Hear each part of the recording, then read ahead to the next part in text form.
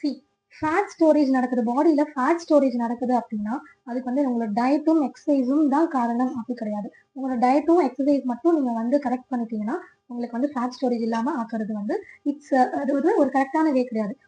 But நீங்க அந்த diet and exercise மட்டும் நீங்க ஃபாலோ பண்ணீங்க அப்படின்னா அகெயின் உங்களுக்கு நீங்க அதை விட்டீங்க அப்படின்னா உங்களுக்கு அகெயின் அது வந்துடும். பட் ஃபேட் ஸ்டோரேஜ் ஆகுறதுக்கு நிறைய ரீசன்ஸ் இருக்கு.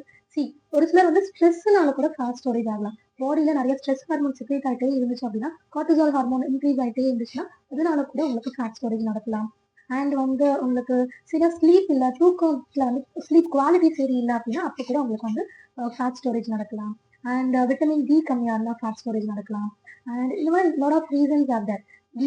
லிவர்ல டாக்ஸின் இருந்துச்சுன்னா உங்களுக்கு ஃபேட் ஸ்டோரேஜ் நடக்கும். கட்டு ஹீல் ஆகலை அப்படின்னா அப்போ உங்களுக்கு ஃபேட் ஸ்டோரேஜ் நடக்கும். இந்த மாதிரி ஏகப்பட்ட நிறைய ரீசன்ஸ் இருக்கு. ஸோ நம்ம டயட் அண்ட் எக்ஸசைஸ் இது மட்டுமே நம்ம ஃபாலோ பண்ணி நீங்கள் வெயிட் லாஸ் பண்ணக்கூடாது. ஓகேங்களா? பண்ணலாம், பட் இட்ஸ் ஃபார் டெம்பரரியா. நீங்கள் ஒரு 2 months 3 monthsக்கு நீங்கள் அது பார்த்து என்ஜாய் பண்ணிக்கலாம். பட் நீங்கள் ப்ராப்பராக எடுக்கணும் அப்படின்னா கண்டிப்பாக உங்களுக்கு நிறைய புது புது விஷயங்கள் சொல்லிக் கொடுக்குறேன். வாங்க, come join this workshop. By.